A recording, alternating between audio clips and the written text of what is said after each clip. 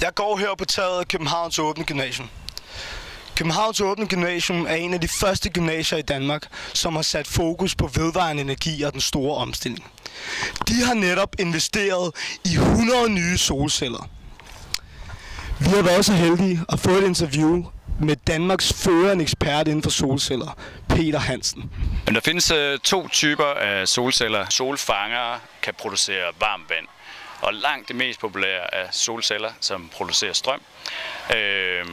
Solfangere er der et verdens største anlæg faktisk på Ærø, hvor de rent faktisk producerer varmt vand, som bliver brugt til fjernvarme.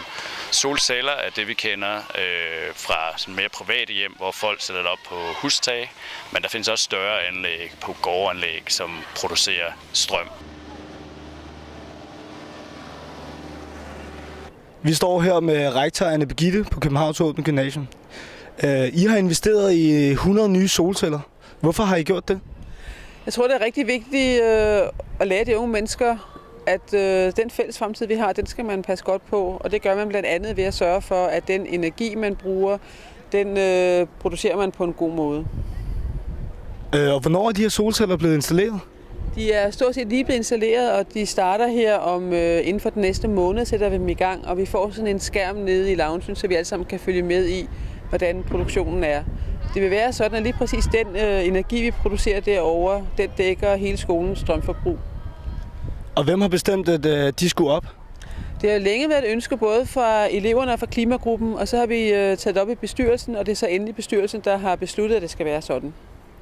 Hvor meget er det, I har betalt for dem, og kan det betale sig økonomisk? Altså økonomisk tror jeg godt, det kan betale sig på lang sigt. Det tager os cirka 8 år at tjene det ind, vi har brugt i at investere i solcellerne. Men det er jo ikke det, der er det vigtigste. Det vigtigste er jo også simpelthen at være med til at lave energi på en god måde, og også få de unge mennesker til at se, at det er en rigtig god måde at lave energi på. Men kunne I ikke have brugt pengene på noget mere fagligt orienteret? Det er også fagligt at lære, hvad man selv kan gøre, og hvordan man selv kan være med til at gøre verden til et bedre sted for de næste generationer. Så jeg tror, det er rigtig godt givet ud, de her penge. Vi kan se, at I også har bygget et udendørs klasselokale. Og har det noget med det samme at gøre?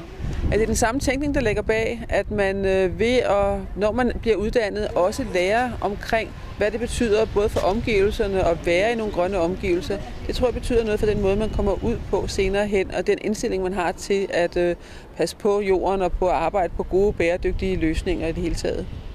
Tak skal du have. Og nu har Københavns Åbne Gymnasium investeret i solceller. Og hvad tror du, det gør? Altså, er KG nu med til den store omstilling og til at redde verden, eller? Jamen, jeg tror helt sikkert, at det har en betydning. Ikke at vi på den måde kommer til at redde verden, men vi er med til at præge gymnasiets elever til at se, at vi faktisk forsøger at gøre noget. Om vi producerer en lille smule solcelleenergi her på det her gymnasiet, kommer ikke til at betyde noget som helst for det store klimaspørgsmål, men bare det, vi får plantet ideen omkring et bæredygtighed og vedvarende energi, det tror jeg er rigtig vigtigt. Tak skal du have. Københavns Åbne Gymnasium vil gerne hjælpe med at sætte fokus på den store omstilling. De har fået sat disse solceller op og blandt andet fået et nyt udendørs grønt klasselokale. De vil gerne stå frem og være et forbillede for resten af landets gymnasier. Og være rollemodeller